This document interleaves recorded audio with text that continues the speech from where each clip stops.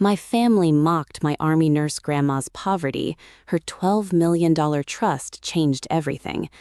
They'd always treated Grandma Eleanor like some sort of charity case, a relic from a forgotten era. Her worn-out cardigan, the chipped ceramic teacups she insisted on using, the way her hands, gnarled from years of scrubbing floors and tending to the wounded, would tremble slightly when she reached for her prune juice. These were the things my mother and her sisters, my aunts Carol and Susan, would whisper about behind cupped hands at family gatherings, their perfectly manicured nails clicking against crystal wine glasses. I was maybe 10 or 11 the first time I heard it, a hushed conversation at Thanksgiving dinner, the air thick with the scent of roasted turkey and passive aggression. "Honestly, Mom," Aunt Carol had sighed, her voice dripping with a manufactured pity that made my stomach clench. "It's just embarrassing, the way she lives. You'd think after all these years she'd have something more to show for it." My mother had just nodded, a tight, pursed-lipped agreement that said more than words. Grandma Eleanor, sitting at the head of the table, her gentle smile unwavering, seemed oblivious, or perhaps just chosen to be. She'd served in World War II, a nurse in the Pacific Theater, stories she rarely shared, accounts of mud, blood, and the sheer, raw resilience of the human spirit. We saw her for holidays, the dutiful obligation, the annual pilgrimage to her modest bungalow in a quiet, tree-lined neighborhood that time seemed to have forgotten. Her house was clean, immaculately so, but filled with the ghosts of a simpler, harder existence. Hand-me-down furniture, threadbare rugs, and a prevailing scent of lavender potpourri that masked a faint undercurrent of mothballs. My cousins, pampered and spoiled, would make crude jokes about her thriftiness, her carefully rationed portions of dessert, her refusal to ever splurge on anything beyond the absolute necessities. They called her Grandma Pennypinch and the Queen of Freebies, their laughter echoing in the sterile modernity of my parents' sprawling suburban estate, a stark contrast to Eleanor's humble abode. I, on the other hand, had always felt a strange pull towards her. Maybe it was the quiet strength I saw in her eyes, a depth that eluded the superficial chatter of the rest of the family.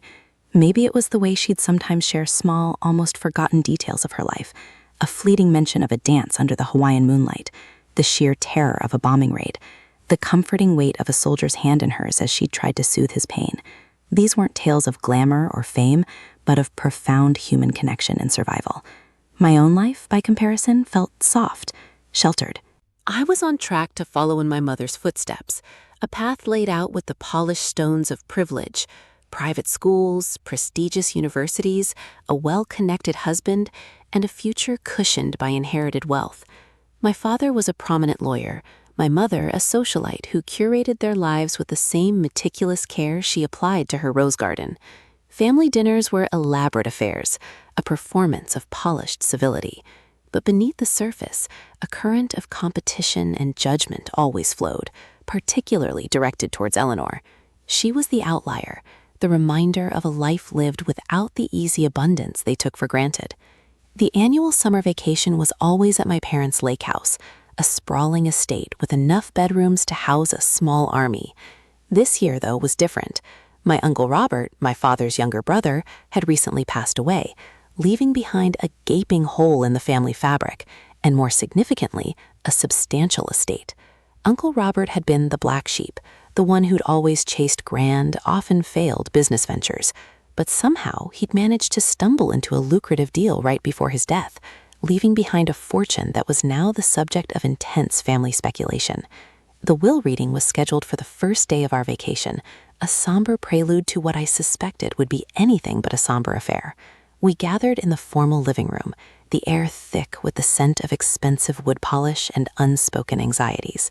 My mother, dressed in a pristine white pantsuit, sat beside my father, their faces etched with a mixture of grief and anticipation. Aunt Carol and Aunt Susan were already comparing notes, their voices low and urgent, speculating on beneficiaries, percentages, the distribution of assets. And then there was Grandma Eleanor, sitting quietly in a corner armchair, a faded floral dress softening her sharp, angular features. She looked smaller, more fragile than ever, a stark contrast to the opulent surroundings. The lawyer, a stern man named Mr. Davies, cleared his throat. As you all know, Robert's affairs were complex. However, his final will is quite clear. He unrolled a thick document, his voice droning through legalese. My parents and aunts leaned forward, their expressions rapt. He read out various bequests, sentimental items to distant cousins, donations to obscure charities. Then came the part that mattered. To my dear sister, Eleanor Hayes. My mother's eyes flickered with what looked like a flicker of sympathy, quickly masked. Aunt Carol adjusted her pearls. I leave the sum of $10 million. Silence. A profound, suffocating silence that hung heavier than any oppressive summer heat. It wasn't just surprise, it was disbelief, a complete shattering of their carefully constructed reality. My mother's mouth fell open, her carefully applied makeup suddenly looking stark and wrong. Aunt Carol let out a small, choked gasp, her hand flying to her throat. Aunt Susan, usually the most composed, looked as if she'd been physically struck. Their hushed whispers, their patronizing pity, their dismissive attitudes towards Eleanor's perceived poverty, all of it evaporated in that single, stunning declaration. $10 million. My grandmother, the woman they deemed a financial failure, a burden, a source of embarrassment. Suddenly, the carefully curated politeness of the room imploded. My mother found her voice first, a high-pitched, almost hysterical squeak. 10 million? Robert, you must be mistaken. Are you sure that's right? $10 million to her? She gestured vaguely towards Eleanor, as if the very concept was an affront to the natural order of things. Aunt Carol, recovering slightly, chimed in, her voice laced with a venom that belied the initial shock. Robert always was impulsive. Clearly, he wasn't thinking straight. This must be a mistake. A terrible, terrible mistake. Aunt Susan, ever the pragmatist, though her face was pale and drawn, managed to find a sliver of composure. Perhaps there's a clause, a condition. Robert wouldn't have just given that away without reason. Her eyes darted towards Eleanor, a new, unfamiliar glint of suspicion in them. Grandma Eleanor, who had remained perfectly still throughout this onslaught, finally stirred. She didn't look surprised, not exactly. There was a quiet strength in her gaze that I'd always recognized, a steely resolve that had likely seen her through much worse than this. She met her daughter's horrified stares with a calm that was more potent than any defense. Robert understood, she said, her voice soft but clear, carrying across the suddenly silent room. He understood more than any of you ever did. My father, bless his usually level head, looked bewildered. He exchanged a glance with my mother, his brow furrowed. He'd always been more pragmatic, less prone to the emotional theatrics of his wife and her sisters, but even he seemed taken aback by the sheer magnitude of the inheritance and the immediate backlash. Eleanor, he said, trying to inject a note of reason, this is unexpected. Robert never mentioned anything like this. That's because he knew you'd all react exactly like this, Eleanor replied, her gaze sweeping across her daughters, a hint of sadness now coloring her tone. He knew you'd see it as a windfall, something to be squabbled over. He wanted to ensure I had security, and that my legacy would be remembered, not mocked. The word legacy hung in the air, a foreign concept to them when applied to Eleanor. They saw money as a tool for acquisition, for status, for outward appearances. They didn't grasp that a legacy could be built on something as simple, as profound, as a life lived with integrity and quiet service. The will reading dissolved into a chaotic scene of accusations and disbelief. My mother was near tears, convinced Robert had been manipulated. Aunt Carol was already consulting her own lawyer on her phone, muttering about undue influence. Aunt Susan, though still visibly shaken, was trying to salvage some semblance of control, demanding to see the will again, looking for loopholes. Through it all, Grandma Eleanor remained a figure of quiet dignity. She accepted their outrage with a grace that was almost infuriating to them. As the others descended into a flurry of recriminations, she looked at me, a faint, knowing smile gracing her lips. It was a smile that acknowledged the absurdity of the situation, a smile that held a secret, a promise of something more. Later that evening, after the lawyers had departed and the initial tempest had subsided into a tense, simmering resentment, I found myself drawn to Grandma Eleanor's bungalow. The sun was setting, casting long shadows across her familiar front porch. She was sitting in her usual rocking chair, a cup of chamomile tea in her hands. The house still smelled of lavender and thyme, but tonight it felt different. There was a quiet hum of power in the air, a subtle shift in the energy of the place. "They're in shock, aren't they?" I said, sitting on the worn porch swing, its chains creaking softly. Eleanor took a slow sip of her tea. They expected Robert's money to be theirs, or at least to be distributed according to their predetermined notions of who deserved what. They never once considered that Robert might have had a different plan, a plan that involved, well, me.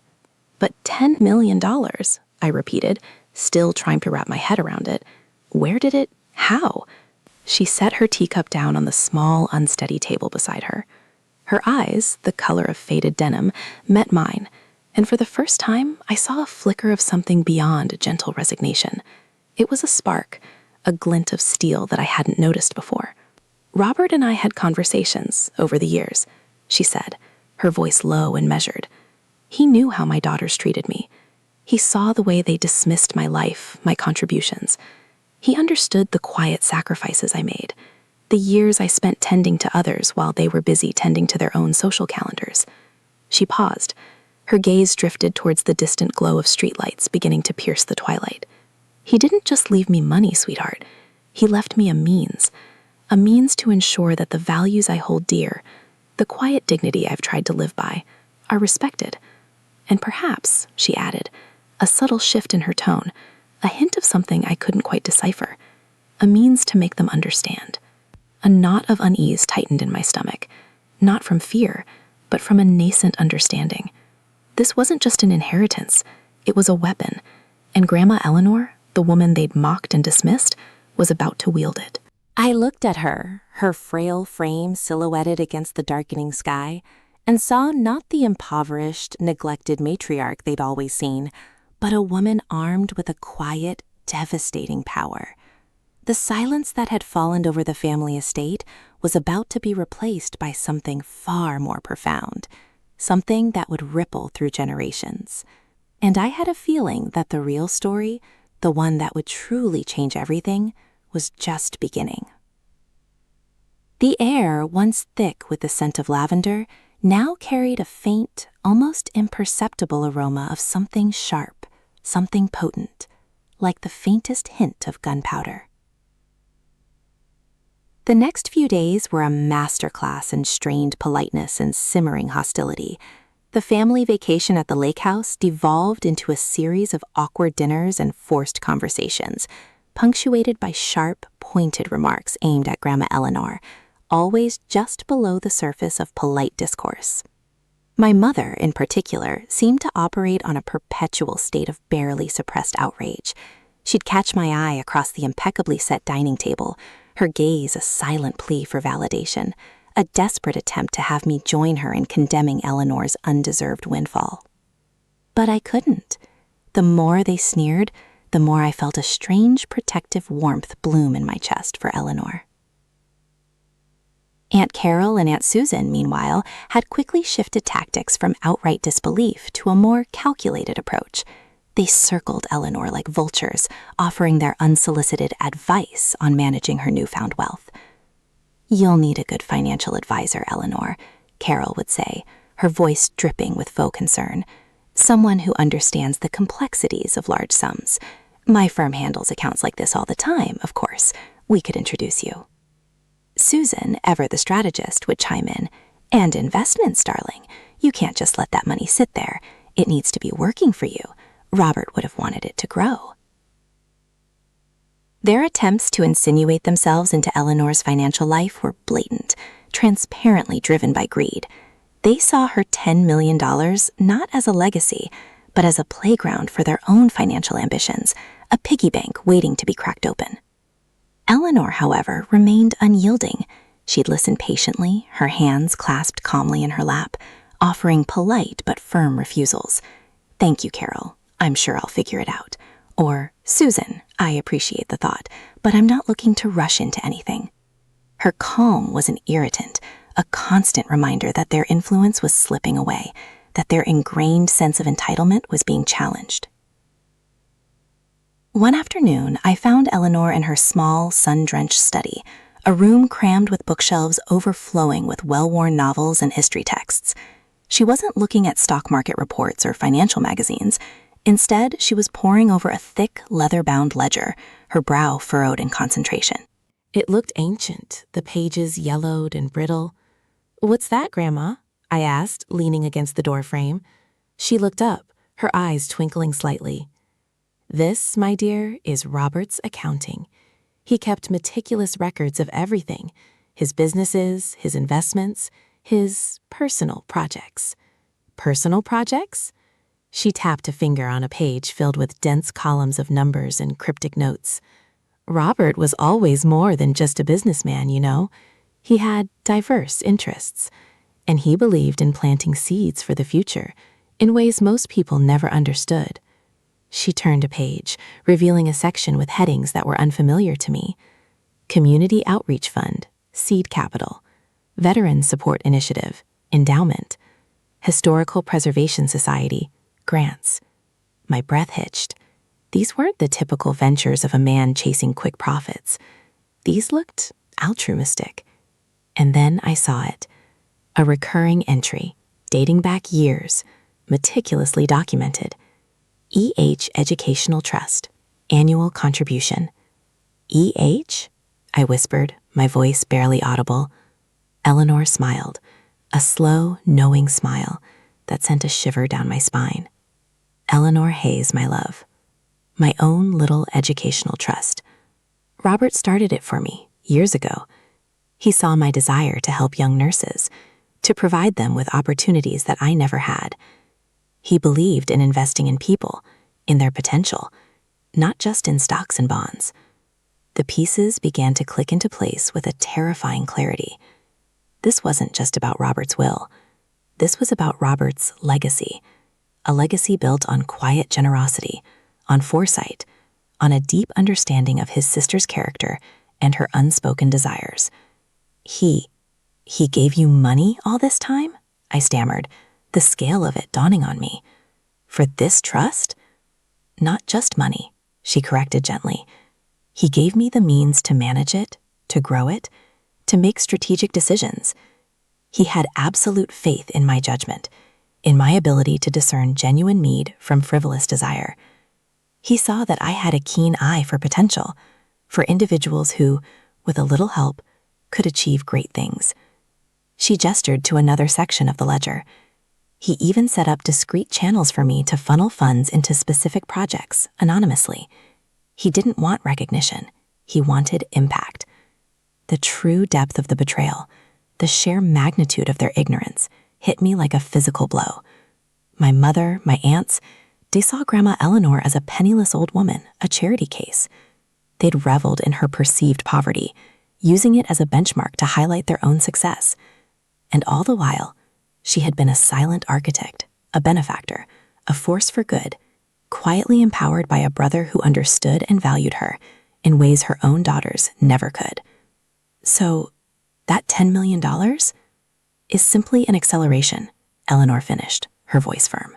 A way to ensure that the work we've been doing, the impact we've been making, can continue and expand exponentially.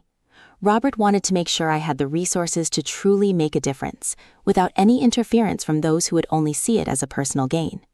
I stared at her, my mind reeling. The worn cardigan, the chipped teacups, they were a deliberate facade, a shield. She had lived frugally not out of necessity, but out of principle, out of a desire to maximize the impact of the resources Robert had entrusted to her. She had seen their judgment, their scorn, and had chosen silence, choosing instead to nurture her own quiet power. "They think you're just rich now," I said, a bitter laugh escaping my lips. "They think this is their chance to finally get their hands on something they believe they deserve." Eleanor's gaze was steady, unwavering. "And they will try, of course. They always do. But they don't understand the foundation Robert built. They don't understand that this isn't just money. It's a system, a network of support, and I am its steward." She closed the ledger with a soft thud. Robert's will wasn't a gift, my dear. It was an affirmation, an empowerment. The atmosphere in the lake house crackled with unspoken tension. My mother and aunts, sensing a shift they couldn't quite articulate, redoubled their efforts to charm and cajole Eleanor.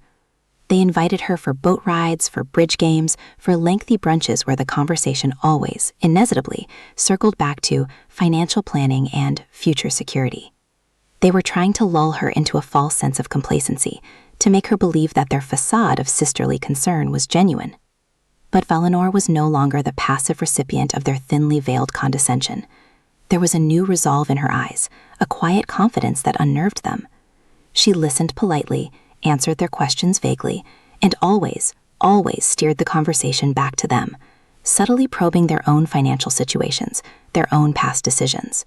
She was gathering intelligence, I realized, observing their vulnerabilities. One evening, during a particularly excruciating dinner where Aunt Susan was regaling everyone with tales of her son's exorbitant college tuition, Eleanor cleared her throat softly. "Susan, dear," she began, her voice gentle, "I was looking through Robert's records. He mentioned a rather significant investment he made in Global Innovations Group a few years back. Sounded like a very promising venture, he said. He was quite enthusiastic about its potential for long-term growth. Did you ever have any dealings with them?" Susan froze, her fork halfway to her mouth. Her usually rosy cheeks paled. "Global Innovations? I don't recall that name specifically." Her eyes darted nervously to my mother. Aunt Carol, sensing the shift in Susan's demeanor, interjected smoothly. "Robert was always investing in so many things, Eleanor. It's hard to keep track." Eleanor's gaze remained fixed on Susan. "Oh, but he was quite specific about this one. He even mentioned that you, Susan, had expressed interest in it. Said you'd advised him on the initial strategy, if I remember correctly. He seemed quite grateful for your input." Susan swallowed hard, her eyes wide with panic. That's not entirely accurate, Eleanor. Robert's decisions were his own.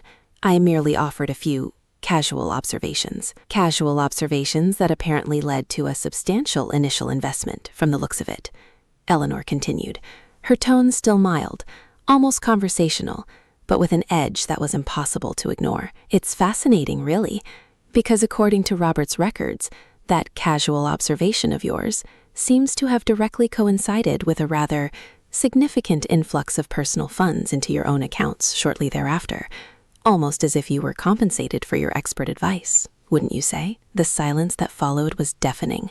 My mother's jaw dropped. Carol stared at Susan, her eyes narrowed in disbelief and nascent fury.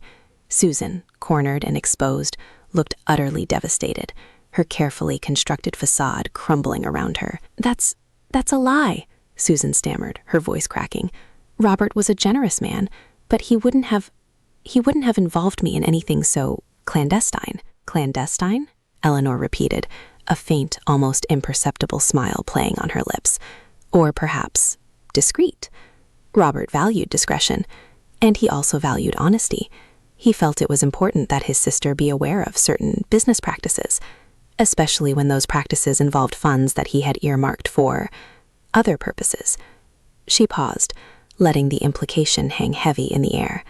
Then her gaze shifted, sweeping across my mother and Aunt Carol. "You see," she said, her voice now carrying a new weight, a quiet authority that silenced all other thoughts. "Robert didn't just leave me money. He left me his books, his entire financial history. And it turns out, he was a man who liked to keep a very close eye on where his money was going and who was benefiting from it, directly or indirectly. He had a particular interest in ensuring that his sister's well-being was never compromised by the more opportunistic tendencies of others." My mother finally found her voice, a strangled whisper. What are you saying, Eleanor?" Eleanor's gaze softened, but the steel was still there, sharper than ever. "I'm saying, dear sister, that Robert's generosity wasn't just a personal gift. It was a calculated investment, an investment in integrity. And he made sure that I had the means to protect that investment." She looked directly at Susan, her eyes holding a depth of knowing that was both ancient and terrifying. "He wanted to ensure that those who profited from his good nature, at my expense, would eventually face the consequences, and he trusted me to be the one to deliver them." The air was thick with shock. Susan's face was ashen, her body trembling. Aunt Carol looked as if she'd seen a ghost. My mother simply stared, her eyes wide with a dawning horror, a terrifying realization beginning to creep into her expression. The carefully crafted image of Eleanor as the frail, impoverished relative had shattered. In its place stood a woman of quiet power, armed with an arsenal of financial truths. The game had changed, irrevocably, and the hunters had just realized they were now the prey. Eleanor's calm had turned into a chilling, calculated composure. The scent of gunpowder in the air was no longer a faint suggestion. It was a palpable, suffocating reality. The silence that followed wasn't just a pause in conversation. It was the deep, resonant hum of a dam about to break. The silence that descended was a physical entity, pressing down on us, each exhale a fragile sound against its immense weight. Susan sat frozen, a statue carved from guilt and terror, her eyes fixed on some point in the distance, somewhere far beyond the ornate dining room where the remnants of a forced meal lay scattered. My mother's face was a roadmap of disbelief, her usual indignant flush replaced by a stark, ashen pallor. Aunt Carol, who always had an answer, an excuse, a deflection, was utterly devoid of them, her jaw slack, her eyes darting between Eleanor and Susan, as if trying to reconcile two irreconcilable realities. Eleanor's gaze remained steady, a serene calm emanating from her that felt more powerful than any shout. It wasn't the calm of innocence, but the deep, settled composure of someone who had prepared for this moment for years, someone who had played the long game and was now collecting on a debt that had been accumulating silently, meticulously for decades. The $10 million wasn't a windfall for her. It was the keys to the vault, the validation of a lifetime of quiet stewardship. It was the weapon she had been quietly sharpening while they were busy sharpening their knives for each other. Robert was a very thorough man, Eleanor said, her voice still soft but carrying an unnerving finality. She looked at Susan, a hint of something that might have been regret, or perhaps just a clinical observation in her eyes. He understood the dynamics of family. He saw how certain tendencies could manifest. He wanted to ensure that his sister, his only sister, was protected from them, and he believed in consequences. My mother finally stirred, her voice a rough, choked sound. Consequences? Eleanor, what are you talking about? Susan made a mistake. Robert was generous. He wouldn't hold that over her, not like this. Eleanor turned her gaze to my mother, and for the first time, I saw a flash of something that wasn't just calm.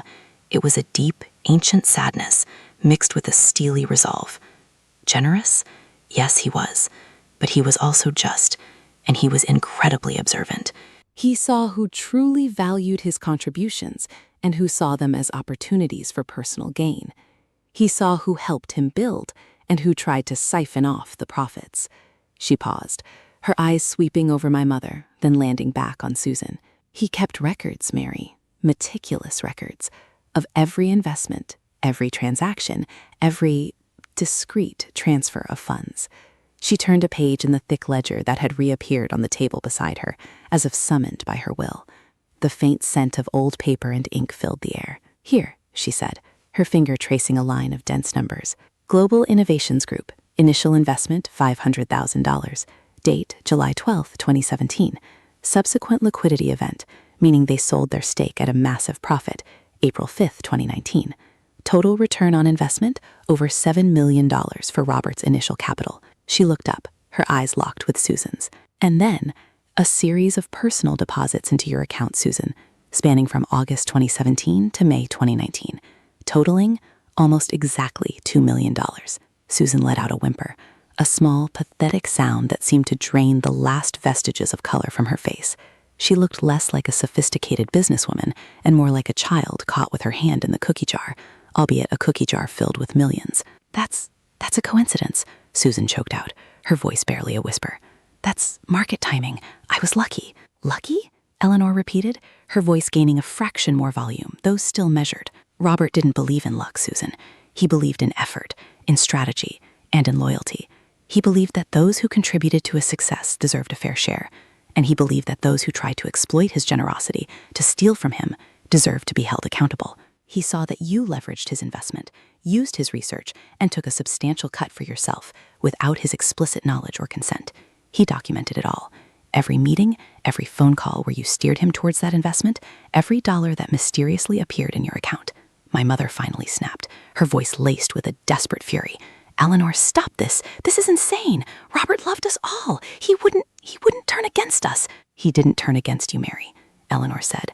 her voice softening again, but with a weariness that suggested a long-held burden. He simply saw you all clearly. He saw the entitlement, the ambition, the casual disregard for his own sister's well-being. He saw that his daughters and his son-in-law were more interested in his wealth than in his intentions. He saw that your desire to manage my inheritance was just another thinly veiled attempt to gain control of assets you felt you deserved.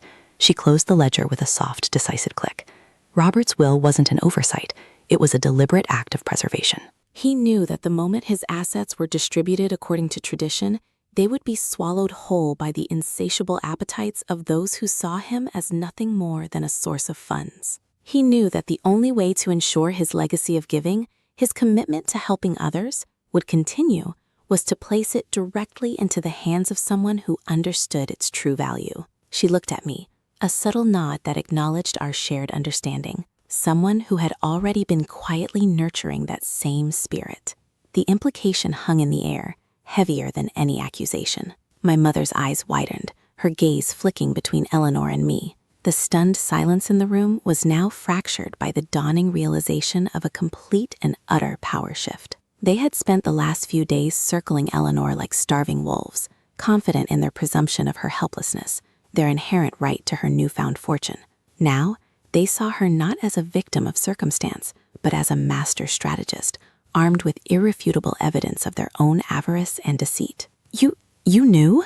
My mother stammered, turning to me, her voice trembling. You knew about this? About Susan? And you said nothing? The humiliation they had so readily inflicted on Eleanor was now reflected in their own faces. Their condescension, their sneers, their thinly veiled contempt, all of it had been aimed at a woman who had spent years managing an independent fortune, who had quietly supported countless causes, and who had been systematically betrayed by her own family. And I, privy to the truth, had remained silent, letting them expose themselves, letting them dig their own graves. I knew Grandma Eleanor wasn't who you thought she was, I said, my voice clear and steady, devoid of the tremor that had plagued my mother's. I knew she had her own resources, her own plans. And I knew that you were all more interested in the idea of her inheritance than in understanding her.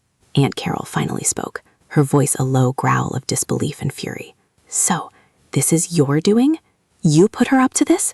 You fed her information? Eleanor shook her head slowly. Robert did. He trusted me. He saw that I had the discernment to manage these matters. He saw that I was not swayed by greed, but by purpose. He saw that I understood the difference between genuine need and selfish acquisition. She picked up a delicate porcelain teacup, her hand perfectly steady.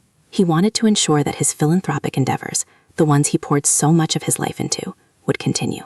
He wanted to see the Educational Trust flourish, and he wanted to ensure that the funds he'd discreetly channeled into various community projects over the years, the ones he was so proud of, would be protected from those who saw them only as a personal dividend. She took a sip of tea, her eyes never leaving my mother's. He even kept a separate file on Robert Jr.'s business ventures. Not to judge, but to understand the financial flow, he noticed certain irregularities, inconsistencies, and he made a note to investigate further should the need arise, a note that I have now, of course, honored. The mention of my brother, Robert Jr., brought a fresh wave of panic to my mother, her face contorted. Robert Jr.? What about Robert Jr.? He's my son. And he was Robert's son, too, Eleanor said, her voice taking on a sharper edge. And Robert was a businessman. He understood risk. He also understood due diligence.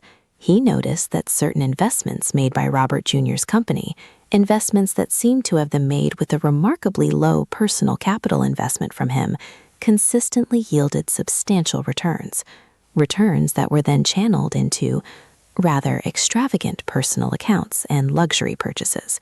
He suspected and documented that some of those initial seed funds might have originated from other sources that were not entirely his to distribute. The confession they had been demanding from Eleanor had now turned into a stark, public unveiling of their own secrets. Susan, weeping openly now, buried her face in her hands. Aunt Carol looked as if she might physically combust. My mother stood frozen, her world collapsing around her, the carefully constructed edifice of their family's perceived success and moral superiority crumbling into dust. "So you're saying," my mother began, her voice barely audible, That Robert suspected? Robert knew, Eleanor corrected gently. He confirmed it. He saw the pattern, and he was deeply disappointed. He wanted his son to be a shrewd businessman, not a sophisticated embezzler. He believed in ethical enterprise, and he believed that his own sister, who he had entrusted with the stewardship of his philanthropic vision, would be the one to uphold those values. She pushed the ledger slightly forward, its leather cover worn smooth with time, and I now realized, with the weight of undeniable truth. This ledger, she said, her voice resonating with the quiet authority of a judge delivering a verdict, is more than just Robert's accounting. It's a testament to his character. It's a record of his intent, and it's the foundation upon which I will continue his work. She looked directly at me, and for the first time I felt the full weight of her trust and the immense responsibility it entailed. It wasn't a triumphant look, but one of sober determination. The victory wasn't about gloating. It was about duty. The $10 million, Eleanor stated, her voice now carrying the resonance of her newfound power, is not an inheritance in the traditional sense. It's the capital infusion Robert designated to ensure the expansion and sustainability of the various initiatives we've been quietly supporting. The Educational Trust will now have the resources to fund scholarships for hundreds of nurses, not just a handful. The Veterans Support Initiative will be able to provide comprehensive rehabilitation services. The Historical Preservation Society will have the means to save entire districts, not just single buildings. Robert wanted to leave a tangible, lasting impact. He didn't want his wealth to be squandered on superficial luxuries or to fuel further greed. He wanted it to be a force for good. She paused, her gaze sweeping across the shattered faces of her daughters and son-in-law. The silence was no longer tense. It was hollowed out, filled with the echoes of their own exposed indiscretions.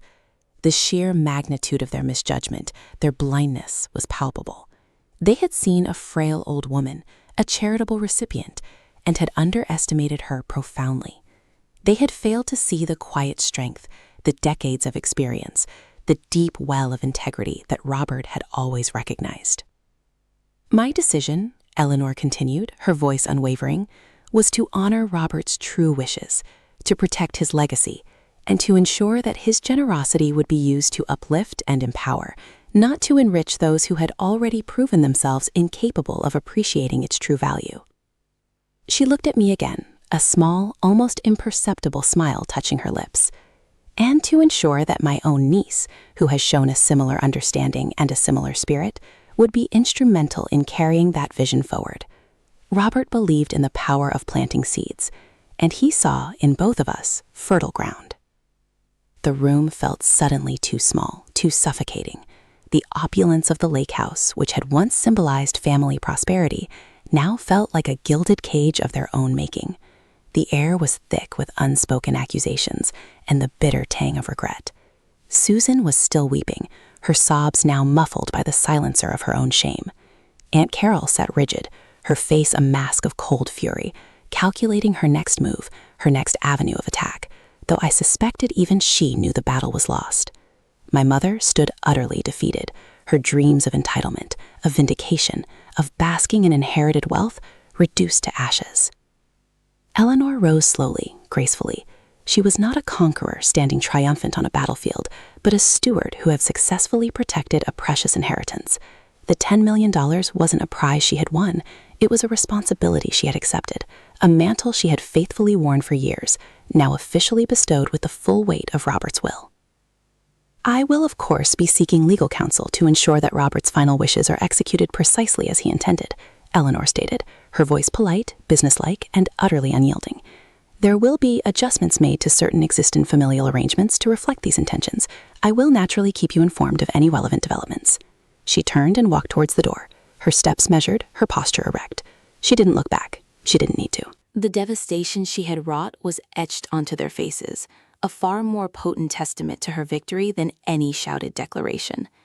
As she reached the doorway, she paused for a fraction of a second, her gaze falling on me, a silent acknowledgement that passed between us, a shared understanding that transcended the immediate wreckage. Then she was gone, leaving the three of them in a tableau of utter ruin. I stood there for a moment, watching the space where she had been. The silence that remained was not empty, it was pregnant with consequence. The humiliation they had tried to inflict had been returned, amplified 1,000-fold. The hunger for money had blinded them to the deeper currents of loyalty, intellect, and quiet power. They had sought to control, to consume, and in their relentless pursuit, they had lost everything. The cinematic sweep of the scene ended not with a bang, but with the soft click of a closing door, the quiet finality of a chapter closed. The weight that had been pressing down on me, the anticipation, the dread, the simmering anger, it all began to dissipate, replaced by a profound sense of release, a quiet exhale that felt like the first breath of clean air after a storm. The game was over. The score had been settled, and the true inheritance, the one of integrity and purpose, had finally found its rightful custodian.